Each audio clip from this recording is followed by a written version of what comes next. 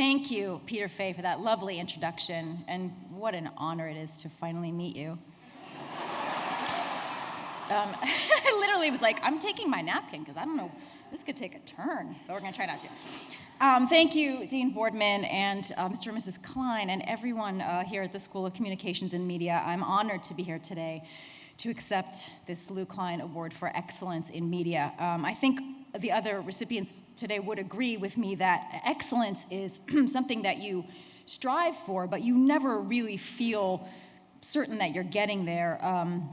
But receiving this award today makes me feel the same. Still not sure. This could be a trick.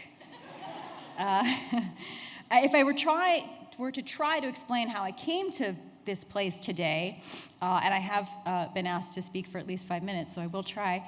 I think there are three things that are the way I got here, which is the three contributing factors would be Philadelphia, TV, and family. As a suburban Philadelphian, I think Philadelphia breeds a very specific, like Peter said, a very specific kind of sarcastic, contrarian outlier. From David Lynch to Todd Rundgren to Alice Neal to Isaac Asimov to Questlove and Robert Crumb. They're a brilliant bunch. I wouldn't want to plan a baby shower with them.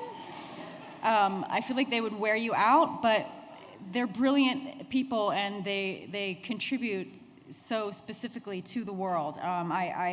They're honey badgers in the 21st century meaning of the word. They don't care what other people think. I definitely aspire to be that much of an independent thinker, even if I often fall short. I like it that Philadelphians are people who are not easily led or blindly loyal, right? We boo our own sports teams, for Christ's sake, right? Philadelphians have what I would delicately call a very finely tuned bullshit sensor. We call BS where we see it. It's a wonderful quality. My dad actually he literally had a rubber stamp, like an office stamp that said bullshit, that you could stamp on things that you got at work. And I'm going to find it today, actually. I'm going to keep it now that I'm thinking about it. It's a very important quality. I think it's actually what makes this a swing state, is we see everything, we're like, or you, okay.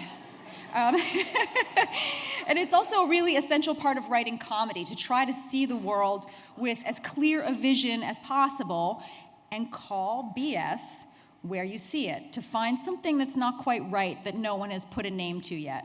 I remember one weekend in college when my family were all down visiting me at the University of Virginia. My little southern roommate said to me, "Can I ask you a question? How come every time I ask someone in your family a question, they always give me a smart-ass answer before the real answer?" And I was like, I think it's Philadelphia. It's a Philadelphia thing. Don't worry about it.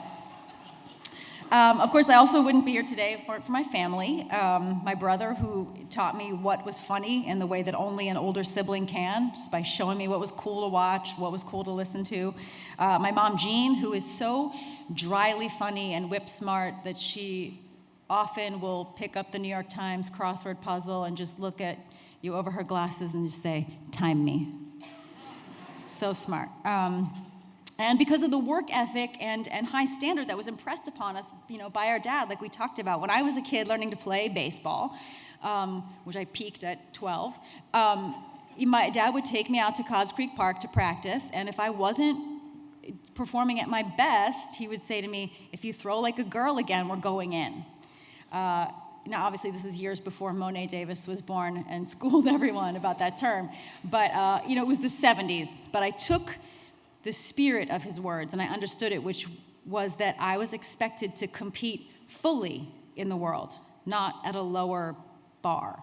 And I think that really impacted my life. I think the worst sin that we could ever commit in our family was to do something in a half-assed way. I'm sorry I'm saying words that are curse words. Are they typing that? My apologies to the hearing impaired.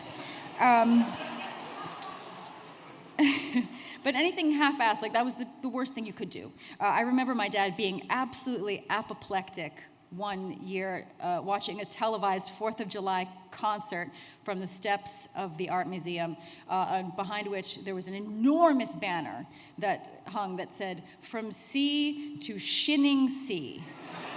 And he was just, how many people approved that thing? It had to go to a printer. And I'm sure this was not ABC. This would never have happened on Lew's watch. This had to be some NBC nonsense.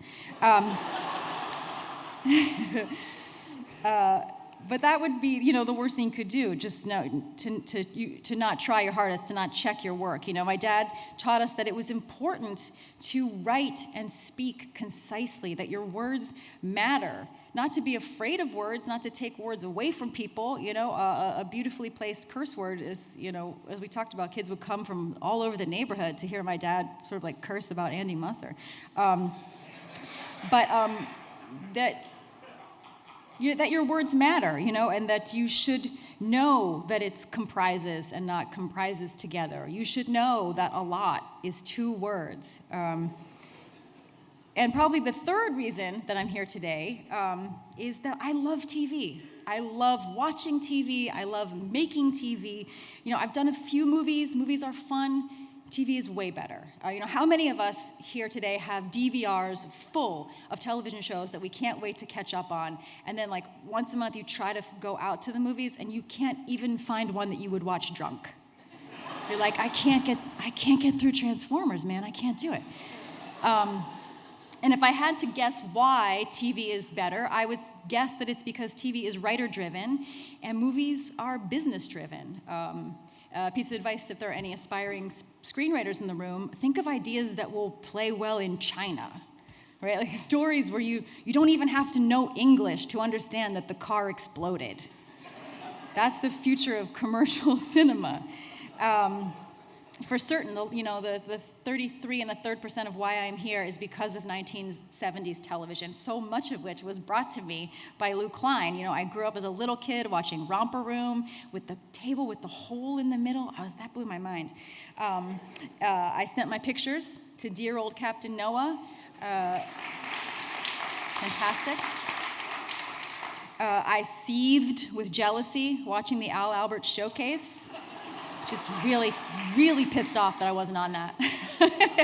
At home, there's a picture of me somewhere as a little 2.5, 3-year-old dressed as Sally Starr for Halloween. I personally have literally no memory of that show, but apparently I was very into it at the time. When I was a mid-sized kid, my comedy taste started to form, watching Carol Burnett, Mary Tyler Moore, Laverne and Shirley, Monty Python, available to us on local PBS, right? And the summers, I could stay up late and watch old Burns and Allen on UHF. I could eventually stay up and watch Saturday Night Live, and then the next benchmark after that was stay up till 1 a.m. and watch SCTV. I should probably be taller, but I stunted my growth by not sleeping enough so I could watch A&E's A Night at the Improv. One of the things I'm most proud of, actually, as a parent, is that my 11-year-old daughter, Alice, has recently binge-watched the entire series of The Andy Griffith Show twice and is now starting with Dick Van Dyke. That's the canon that she needs to learn. I also grew up during the heyday of the great Norman Lear, whose shows were not only so successful and popular and funny, they also kind of talked about social issues at the time. They sparked conversation. Archie Bunker, sparring with George Jefferson about race was an important conversation to have on TV at that time. And I think everyone's a little bit too squirrely to do that kind of stuff on broadcast anymore, and I think it's a shame. Because it was really, really funny. And, characters with completely different points of view clashing is my favorite kind of comedy. Does anyone remember the All in the Family episode where Meathead and Archie are arguing about how to put your socks and shoes on? Am I the only one old enough? And Archie sees Meathead putting his socks and shoes on, and he gets furious because Meathead likes to put on a sock and a shoe, and a sock and a shoe. And he says, that's ridiculous. No, you put a sock, and a shoe. Because if there's a fire, I run outside and I'm even. And then Meathead says, okay, but what if it's raining? And then I hop around on one foot and I stay dry. And it's just a brilliant example of just people, we all have our differences, and I do think that TV is a great place to kind of find the bridge between those differences. Like Norman Lear, I think that TV can be and should be a force for good. You know, as Kenneth the Page once said, there's only two things in this world that I love: television and everyone.